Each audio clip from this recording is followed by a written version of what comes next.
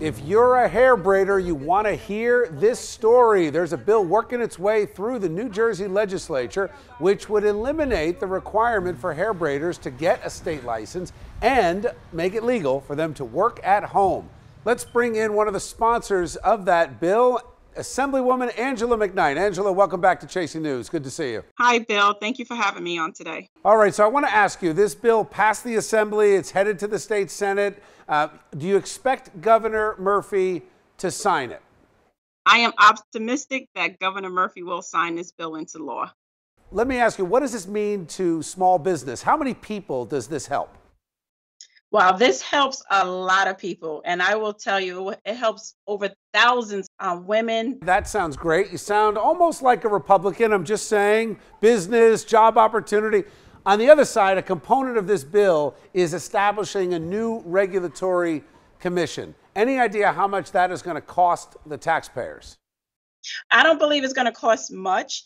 However, we do need this oversight so that we make sure that the hair braiders that are operating in their home, that there's a standard, because they are actually providing a service. So we want to make sure that they're registered. We want to make sure that they're meeting the standard. So yes, it is money that taxpayers, we will have to pay. However, the amount of money that can come through because people are legally doing this business will offset the money that's going out. All right. Thank you, Angela. Thanks for spending the time. Have a great weekend. Thank you so much, Bill. Talk to you soon. All right, let's bring in our A-plus panel for tonight, joined by Lisa Durden, pop culture expert, Republican strategist Allison Young, and former prosecutor and current defense attorney Bob Bianchi. I'm going to start with you, Lisa. Of course you are, because I'm black. Oh, no, because I know you have the passion for this issue. I do. Honestly, this is a good idea. But I'm torn on the regulatory end with no price tag attached to it.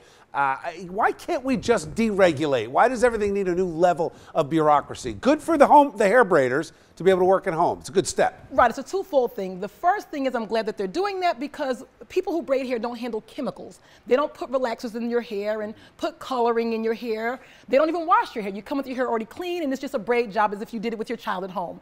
Now, the regulatory piece is important because if they go off the rails and they put things are not clean, fingernails are dirty, you're using utensils that you use on another person's hair and you're not cleaning it, then that's going to become a problem. They need someone to regulate that. So I'm okay with the regulation, but I do like that they're softening the ability to be able to do that. So in New Jersey, they always go one step too far. Hey, great idea. No. Get these home businesses going, but let's hire a slew of bureaucrats to go and regulate it. People are going to line up for that job? What kind of pension is going to go with that job? Bill is off the rails. What do you think? Bill is off the rails. Look, the devil's in the details here, right? So we're saying it's great for the entrepreneurs themselves, and that's what we're calling the hair braiders. They're entrepreneurs. They're small business owners. They're doing what they should be doing in this economy. But now we're going to say, so we're saying, hey, you don't have to get that license. It's not going to cost you $15,000 or $20,000. Right. That's great for the entrepreneurs. And to renew all the time and keep renewing. But in the same token, that we don't know what the other side of it's going to be. We don't know the powers and the reach of this regulatory agency yet. So I don't know how you make a good decision. Legally speaking, is this just the state covering their tail? Like, hey, we want to give you the opportunity to do business, but just in case somebody gets hurt, we want to make sure, hey, we put a regulation in place. It's another over-bureaucratic reaction to things. I'm trying in my head to strain, again, I'm hair challenged, as to, not too bad. As to what harm would come that it needs this kind of regulation. If people are doing things, let me just finish, that are dirty, it's not done, right, then you don't go to it. And other than that, Bill, the only thing I know about hair braiding is that when women get into a fight, from the cases that I've handled, you could break a nose, you could punch her face, but don't pull the braids out. But wait, that's Bill, the only thing I know. All right, where's the live by? Braiding hair from the house. A lot of hair braiders have a brick and mortar, so it's not all from the house. So you do need to regulate that. Period.com. No, you can regulate that by having a license. So basically what happened is we've taken away the need for hair braiders to pay the license fee, so now the taxpayers are going to pay the bill to have the regulatory then they can just raise the price of the hair braiding job. Right? Raise the price of the hair braiding job. Shut up, Bill. Shut up. All right, guys. This was the most passion we had for any issue of the day. All right, guys. I got to leave it there. We like hair. Listen, thank you for being here. Have a great weekend.